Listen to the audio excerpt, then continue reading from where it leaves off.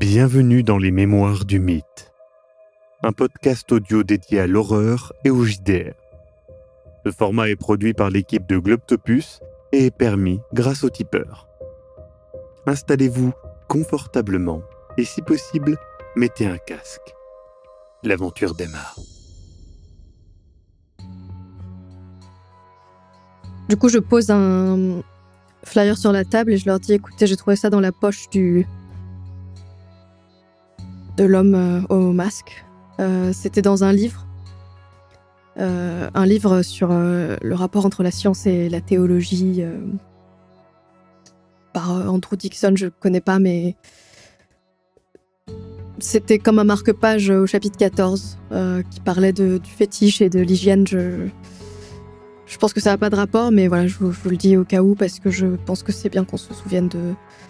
Et du coup, je vous montre un flyer qui dit « Ce soir seulement, le culte des ténèbres en Polynésie et dans le Pacifique du Sud-Ouest. Une conférence de 2 heures illustrée par des diapositives délivrées par le professeur Anthony Coles, PhD, de l'Université de Sydney, en Australie, et actuellement titulaire de la chaire Lockley d'ésotérisme polynésien à l'Université de Miskatonic, Arkham.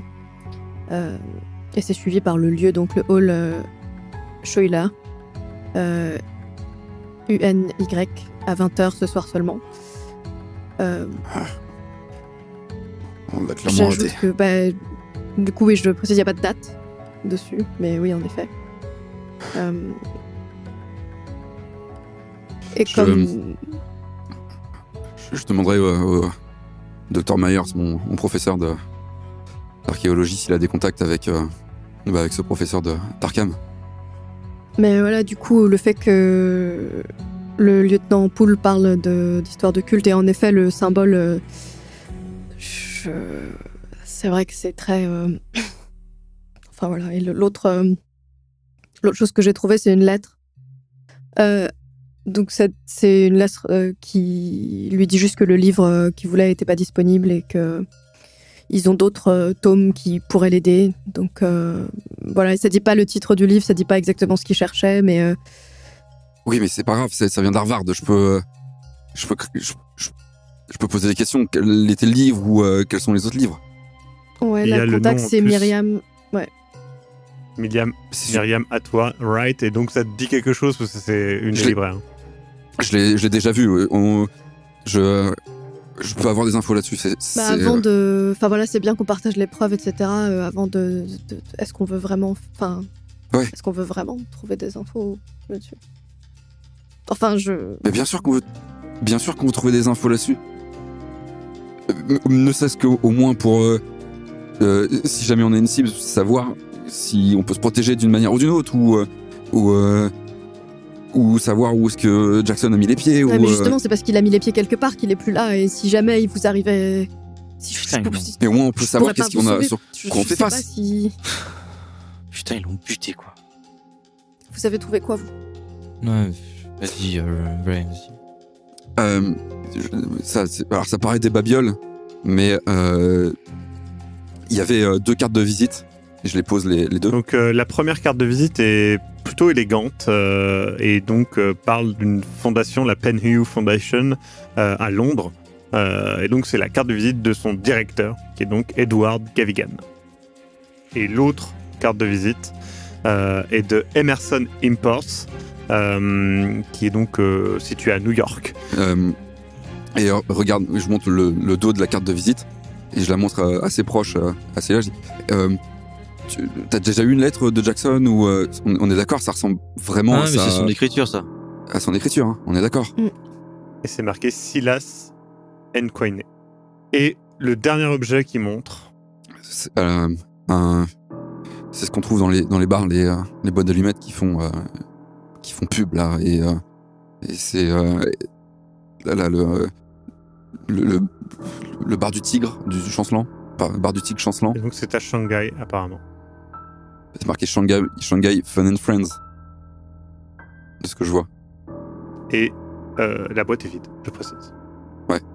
Mais 10 Lantern Street, c'est vraiment Shanghai ou c'est pas Chinatown, par exemple? À New York? Faut chercher. Ok. J'ai... Il y a une lettre. Vous vous souvenez ce nom là, Carlyle? L'expédition Justement, Carlyle. Ouais, exactement. Bah, du coup, Donc là, il vous montre une lettre adressée à Roger Carlyle d'un certain M. Warren Bessart. puis ouais, c'est ce Bessart écrit à Carlyle, Caire, Égypte, 3 mars 1919. Cher monsieur Carlyle, votre avocat m'a informé que vous cherchiez certains renseignements concernant mon pays et son lointain passé. Je pense que je peux vous aider à ce sujet. Les investigations dans la vieille ville ont amené un certain Faraz Najjar dans la rue des Chacals qui prétend être en possession de, ouvrez les guillemets, curiosité singulière qu'il pense être de grand intérêt pour vous. Il est prêt à se séparer de ces objets si un prix adapté est trouvé, et je ferai en sorte que tout soit arrangé au mieux pour vous cordialement. Et du coup, c'est signé M. Warren Bessart. Il y a aussi la photo. Je jette la photo sur la table. Donc il montre une photo. Encore une fois une photo floue avec pas mal de grains. Un gros bateau à vapeur ou à diesel, vous ne savez pas, qui porte le nom, en tout cas, un nom qui est caché par des bateaux chinois, vraisemblablement. Et donc le nom commence par les lettres D-A-R. C'est tout ce que vous savez. Et vous voyez aussi derrière qu'il y a quand même des édifices architecturaux que quelqu'un pourrait reconnaître sans doute, ou que vous pourrez peut-être reconnaître en regardant des National Geographic ou des choses comme ça, vous ne savez pas. Qu'est-ce qu'on fait de tout ça? Qu'est-ce qu'on fait? Qu'est-ce qu'il faisait? Qu'est-ce qu'il cherchait? Raymond, toi, il t'a rien dit, vous correspondiez plus que moi avec lui, je pense, tous deux, non? Parce qu'il était sur un... Mais il écrivait son nouveau livre. Il était sur son nouveau livre. Oui, mais Ça, il t'avait pas... Vous deviez parler de ses recherches, etc. Il t'avait rien dit de plus? Malheureusement, non. Putain, mais la façon dont... C'est toi qui l'as eu au téléphone, on a entendu comment il parlait. Putain, j'ai jamais entendu ce ton dans sa voix et tout. Ça se trouve, il avait peur et... Peut-être qu'il les avait déjà vus. Combien de temps il le... Enfin... Bon, il faut qu'on... On est à New York. Il y a 2 choses à New York. Il y a le... Il y a plus de 2 choses, parce que... Emerson Import, là. La carte de visite, là, je la pointe du doigt. Mm-hmm. Et puis, il y a eu cette... ok, elle est passée, mais... il y a eu l'exposition, là, la conférence, le truc, là. Il y a aussi Mordecai Lemming, qui a parlé à la police, là, le folkloriste de Manhattan, parce que moi je suis pas folkloriste, vous non plus, et on avait un ami folkloriste, mais on l'a pas sauvé, donc il est plus là. Il y a aussi, vous le savez, Prospero House. Et il y a aussi ce que nous a dit... après, c'est peut-être compliqué d'aller reparler à la police, mais le 14e precinct a fait une arrestation dans ce cas déjà, donc... Tu parles du Adams, là, qui s'est fait arrêter? Hilton Adams, ouais. Après, je pense que là, c'est compliqué d'aller chercher ce que fait la police, mais c'est juste... Ouais, c'est intéressant de... Si c'est Elias qui a marqué ce truc derrière cette carte, c'est peut-être un contact qu'il a eu. Peut-être qu'ils avaient un rendez-vous, peut-être que... C'est ce qu'on a de plus concret. Est-ce que vous saviez si... Il avait une famille... Il était marié ou pas? Putain, on n'a jamais parlé de ça, bordel de merde. Parce que, qui c'est qui va réclamer le corps? Est-ce que quelqu'un va appeler? Tout ce que vous savez, c'est que l'un des liens qu'il avait, il vous en a parlé, c'était Prospero House, sa maison son d'édition. éditeur, qui est donc à New York. Mais eux...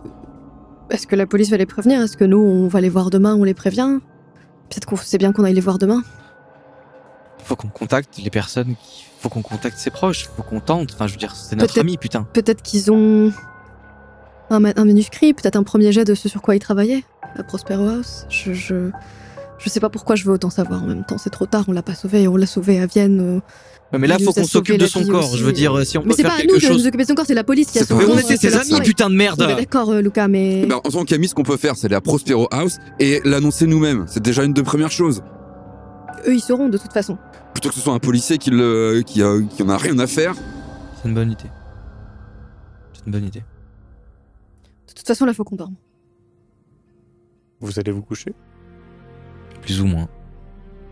Vous couchez, vous essayez de trouver le sommeil, mais régulièrement, vous repensez à cette scène où vous ouvrez la porte et... Enfin, Luca ouvre la porte et tombe sur le cadavre. Cette agression soudaine, cette recherche effrénée dans cette chambre d'hôtel. Et puis le lendemain matin arrive avec peu de sommeil et une fatigue toujours présente et une boule au ventre qui ne part pas. Ce matin, ce jeudi matin, 17 janvier 1925 est morne. Et le peu de sommeil que vous avez eu n'est pas là pour aider. Vous vous retrouvez donc tous les trois en bas de cet hôtel, ne sachant pas trop si vous reprenez une nuit ou pas. D'ailleurs, vous ne répondez pas vraiment à l'accueil. Vous verrez bien. Que faites-vous? Bon, ben... On a tellement de choses que c'est un peu dur de savoir par où commencer, mais je pense que... Aller voir le Prospero House, l'éditeur de Jackson, c'est nécessaire aujourd'hui. Je sais pas si on passera après la police, mais... Je pense qu'il faut qu'on leur parle. Je vais chercher un peu plus d'informations sur l'expédition Carlyle. C'est vrai qu'on... Attends, quelques temps. C'est vrai qu'il avait l'air inquiet. À propos de... Attends, tu veux pas venir avec nous? Je viens pas avec vous à Prospero House, non. Mais pourquoi? Je peux pas venir avec vous à Prospero House. Je veux dire, je veux pas vivre ça. Non. Non, puis il a raison. C'est après nous avoir parlé de cette expédition que... Puis il y a la lettre. Peut-être que c'est bien qu'on sache ça aussi. Et puis s'il veut pas... Et puis en vrai, je pense que j'ai besoin d'un peu de temps pour moi, pour peut-être... Alors, est-ce que tu veux au moins qu'on dise un truc de ta part? Je sais pas. Qu'est-ce que tu veux qu'on leur dise? J'en sais rien. Je sais pas comment on fait pour annoncer la mort des gens. Bah moi si. Je vous propose juste... Voilà, je vais chercher ce que je vais trouver sur l'expédition Carlyle et puis on se retrouve plus tard. On se retrouve pour déjeuner? Ou un peu plus tard? Je sais pas quelle heure il est, attends. On est en début de matinée, je pense que pour vous, vous vous dites que aller à Prospero prendra effectivement peut-être la matinée, le temps de discuter, etc. Donc oui, vous pouvez partir sur le fait que vous retrouvez le midi. Ça ne veut pas dire que les recherches de Luca prendront que la matinée. Vous ne savez pas, vous pouvez retrouver à midi quand même malgré tout. Écoute Luca, tu vas où pour faire ces recherches Bah, en vrai, je pense que je vais tout simplement... on est où à New York? Il y a des bibliothèques partout. Je vais essayer d'en prendre une peut-être qui est un peu... Je sais pas, toi Raymond, t'en as déjà entendu parler une? Peut-être, je sais pas, qui est plus grande que les autres ou qui pourrait... La bibliothèque publique de New York.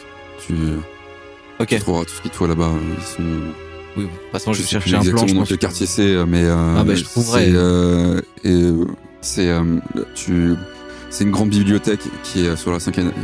la 5e avenue, c'est ça. Donc, c'est... oui, d'accord, ok. C'est hyper grand, tu peux pas la rater. Non, mais je vais regarder sur des plans et puis je la trouverai. Ouais. Écoute, on te retrouve en face à midi. Ça devrait pas nous prendre trop de temps à Prospero House, comme ça. On se retrouve pour déjeuner midi, et on verra. En face. Pour midi. Ok. Enfin, en face devant, il y a bien un restaurant, quelque chose là-bas, je suis sûre. Ok. À tout à l'heure. Prends soin de toi, Luca. Vous vous séparez donc. Vous vous dirigez donc vers la Lexington Avenue, où est situé Prospero House Publishing. Vous arrivez. Clairement, on est loin des grosses maisons d'édition que vous avez déjà vues ou entendu parler. On est sur une petite maison d'édition qui ne vendent que ce qui leur semble intéressant et qui mérite d'être publié, peu importe le nombre d'exemplaires vendus. rapidement, vous êtes accueilli par Jonah Kensington. Un homme petit, un peu rondouillard, qui est dégarni, avec des cheveux roux qui tendent vers le gris. Il a ses petites lunettes rondes, pince-nez. Il sent plutôt bon, mais clairement, il a mis beaucoup d'aftershave et ça commence dans cet environnement fermé à être assez désagréable. Et donc, immédiatement, il vous regarde, vous voyez dans son regard qu'il comprend qui vous êtes. Et il fait je suis au courant, venez. Vous entrez dans son petit bureau. Vous pouvez voir qu'il y a moult copies des livres de Jackson Elias. Je suppose que... Enfin, forcément j'ai entendu parler de vous. Célia et... Bon, je pense pas que vous soyez Luca, donc Raymond. C'est ça. Il n'est pas avec vous ? Il devait s'occuper d'une affaire urgente avant. Bon, je pense qu'on partage les condoléances et j'allais d'ailleurs faire en sorte qu'un télégramme vous parvienne, mais l'enterrement aura lieu demain. D'accord. À 14h. Ici, à New York. Oui. Est-ce que vous savez... Il y aura beaucoup de monde. Est-ce qu'il était... Non, il n'y aura pas beaucoup de monde. C'est important que vous veniez, je pense. Il avait des proches ? Et il a toujours été en voyage, toujours à se faire facilement des amis là où il va, et on va être franc, aussi des ennemis. Mais je pense que une grosse partie de ses proches sont dans cette pièce. On vous a dit, du coup, hier que c'est nous qui l'avons... J'ai assez vite fait les liens. La police m'a prévenu. Et je suis désolé que vous ayez eu à vivre ça. C'est quelque chose que je n'ose même pas imaginer. Malgré tout, je pense que la théorie de la police sur un assassinat de culte est la plus correcte. Il a toujours été mêlé avec des affaires de culte de mort, après tout, et des vieux ennemis peut-être qui ont rattrapé Elias ou son nouveau projet. Vous savez sur quoi était son nouveau projet? Est-ce qu'il vous avait dit quoi que ce soit? Vous aviez reçu des... Oui, il pense qu'un culte a massacré l'expédition Carlyle, mais que tous ses membres, principaux en tout cas, n'ont pas été tués. Contrairement à ce qu'on pense. Attendez. Il ressort dans ses papiers une lettre de Jackson Elias. Tenez, il vous l'attend. Nairobi, le 8 août 1924. Cher Jonah, scoop à l'horizon. Il est possible que tous les membres de l'expédition Carlyle ne soient pas morts. Et j'ai une piste. Les autorités locales démentent toute implication d'un culte, mais les autochtones chantent une autre chanson. Tu n'en croirais pas tes oreilles. Les notes que je t'envoie devraient te faire saliver. Cette histoire pourrait te faire notre fortune. Baiser sanglant, J. PS, je vais avoir besoin d'une avance pour poursuivre mes recherches. Je te contacterai.